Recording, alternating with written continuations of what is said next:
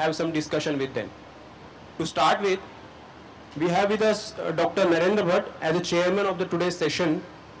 Sir has 38 years of experience in academics, research and industry, and is a successful practitioner, as you know. Sir has 4 national and 1 international awards to him and has more than 60 publications, 1 patent and several text chapters and research papers in different books. I request sir to please open the session. All of you. We have a very, in a way we have a smaller panel, and that is how we will be able to complete this panel and discussion in time. That's what I am expecting, and we have the next session on education. So maybe we'll use the time in a very productive and fruitful manner. Earlier there was a suggestion to give the presentations, and then we will have more of an inter-panel discussions. Not only that, my request will be that I see some of the senior people sitting here, Professor R.S. Singh, Dr. Narayana, Tanuja, Dr. A.K. Sharma and some other people. And I see very younger group behind. So my suggestion to my panelists will be to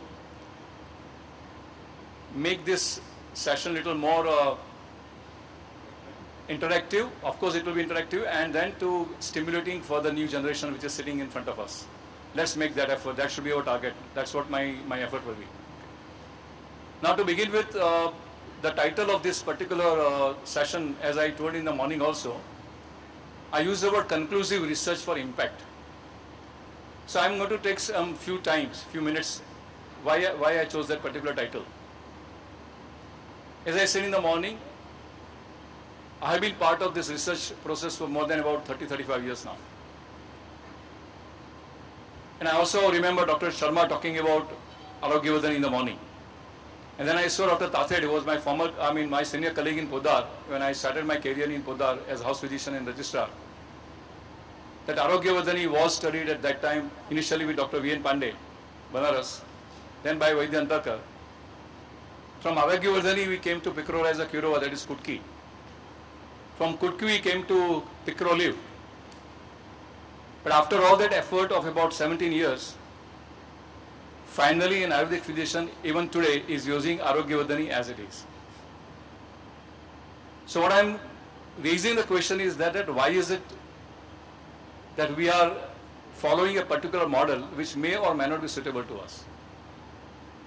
Whereas no doubt that a plant like Pikrorhiza has been completely studied. At the same time, my question is, when I say impact, what is the impact on the profession, on the impact on the education, impact on the research, and impact on the growth of the system?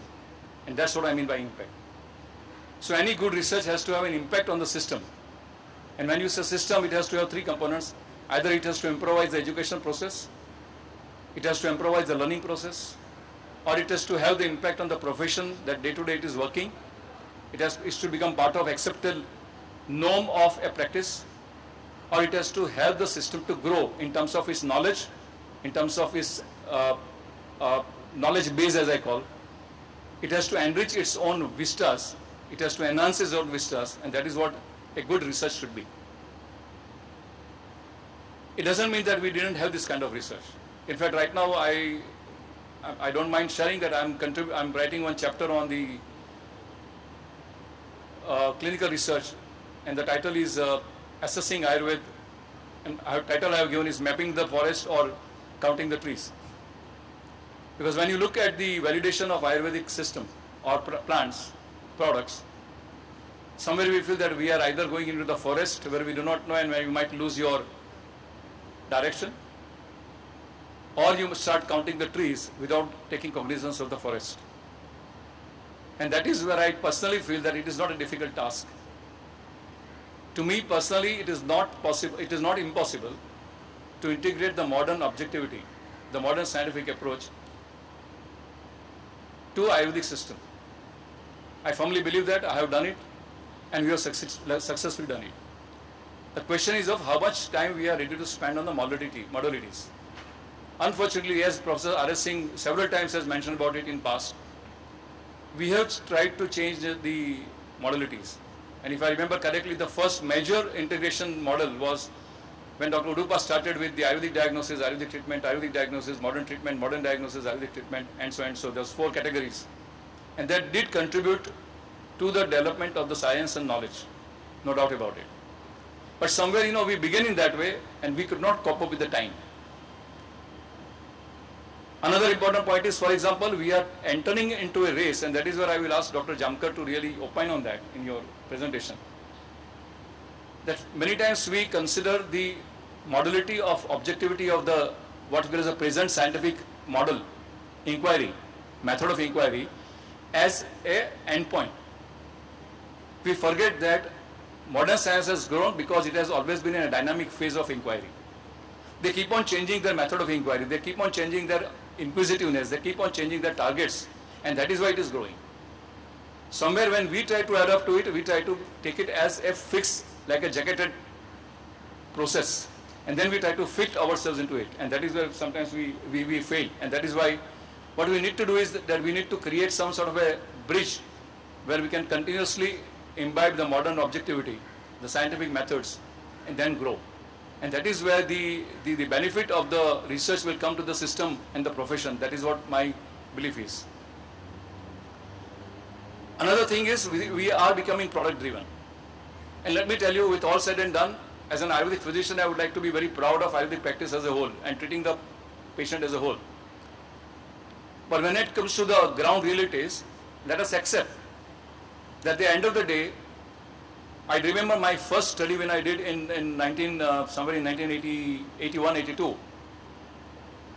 I did a survey by a letter, and I found out that most of the people who were using in arthritis was Yograj Gukul and Rasnadi Kaur. So with all said and done, with a personalized system and individualized Prakriti approach, there were some products which are used all over the country in the same fashion. That is, Yograj Gukulu and Rasnadi Kaur was used for arthritis. And how did I get this idea is that when I went to the industry, and I'm ready to mention all the names, Zandu, Himalaya had Rumalaya product, Zandu had Rumayog, Ellersin had R compound, and many other companies. They all had either Yograj Gukulu or Rasnadi Kaur as a part of their product, or there was variation of the same composition. So what we found is that in an anti-rheumatic or anti-arthritic situation, there was a possible combination that was useful, and it was being used all over the country. Now this is where I will take the thread forward and evolve the modality to do new research. I mean, this is how we begin. Similarly, a very simple analysis, how many of us are even aware in our hospitals? I am involved, though I have been with industry, I have always kept myself open to the academic activities.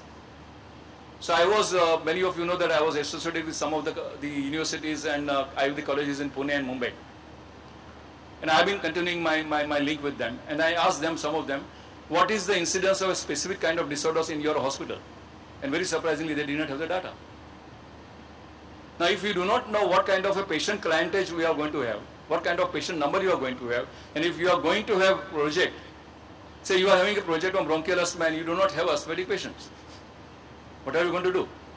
If you have a very big desire to do some research in cancer and you do not have an OPD where cancer patients are coming, and maybe you are jumping onto a 1 or 2 cases that you are seeing. Now, these are the basic things of research methodologies that we have to understand first before we create the inquiries. And this I have seen when I was working in industry. I still remember when I went to Professor Ayurveda Singh, that was my first meeting, 1981. And I saw his OPD. And at a part of my job, my job was to examine the OPD of the people who were there. And sir, I didn't tell you, but I got the feedback about the highest number of patients that were attending your OPD. And that is how it became a reason for us to sponsor the project of Rumayo with you. I still remember that, 1981-82. Okay. And Dr. Kohli was the research fellow, now I remember. It's purely coincidence that was the first study which we conducted. Professor Ayurveda Singh was the principal investigator and Dr. Kohli was the research fellow on that project. Suddenly it came to my mind, okay. So what I'm suggesting is that research is a serious business. Let us not make it just a method for getting your MD or postgraduate. But here, looking at the audience here, I am going to concentrate more on the academic research as a part of our things.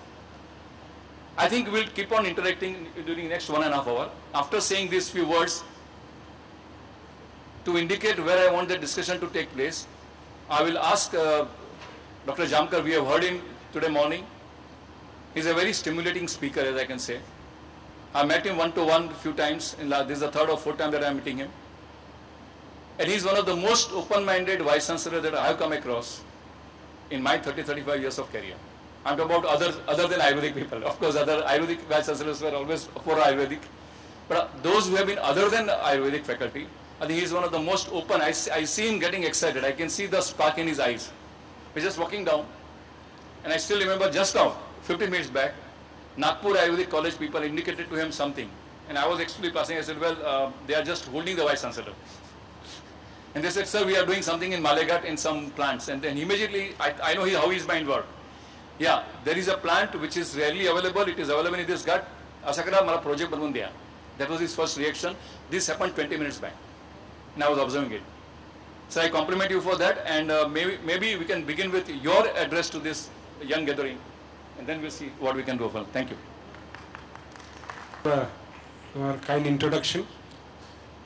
Actually, I am here to motivate all of you for doing research in Ayurveda. Believe me, research is one of the highest intellectual function. Research needs passion. You need a motivated discovery, inquiry into questions. And you think something, you create something that has never existed. So all the research starts from a basic question, why? And this why need to bother you. It should not let you sleep. Like Dr. Abdul Kalam said, dream is not that you see in sleep. Dream is that do not you sleep. So the research starts from that question. I'll give a simple example. You might have seen a supersonic jet, and you might have seen an extracorporeal lithotripsy machine, which is available, which is one of the greatest wonder. Can anybody tell me the correlationship between that supersonic jet and ESWL?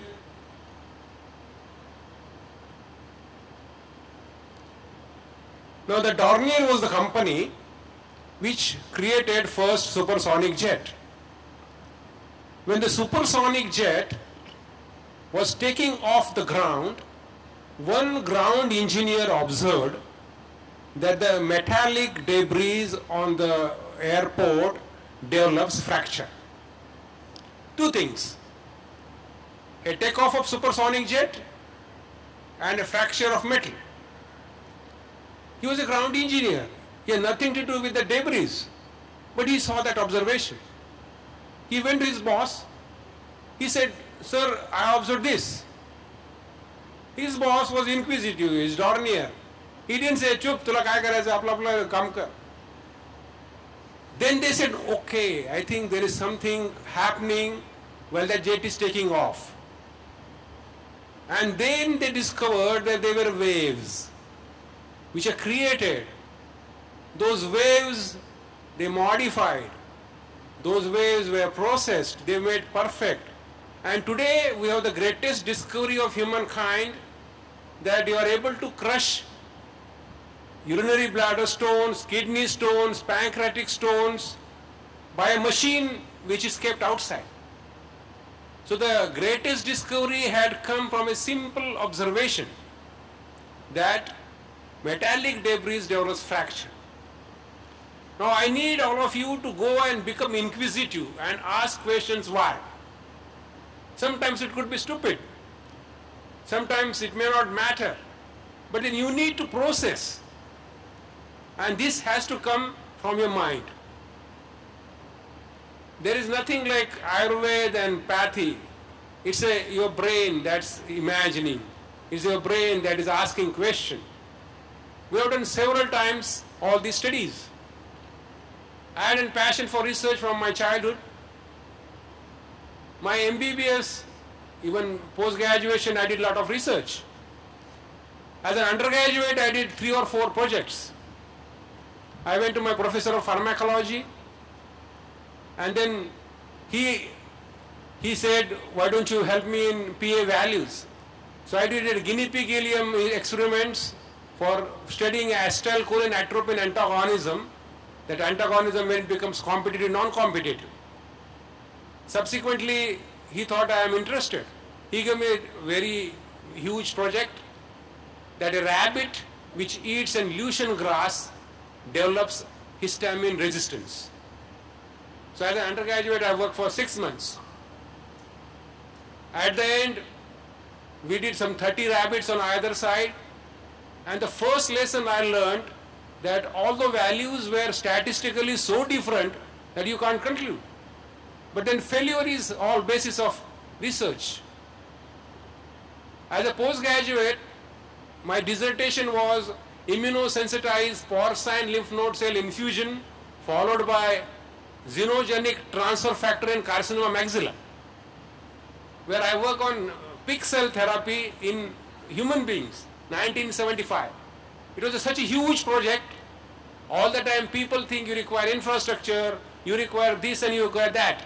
And this project was completed in Government Medical College, Aurangabad, with limited whatever resources. But then I had passion, I had very devoted and guiding teachers, and we are resisting. As an editor, we were able to do that. Sometimes you do research and you don't have anything in hand. As usual,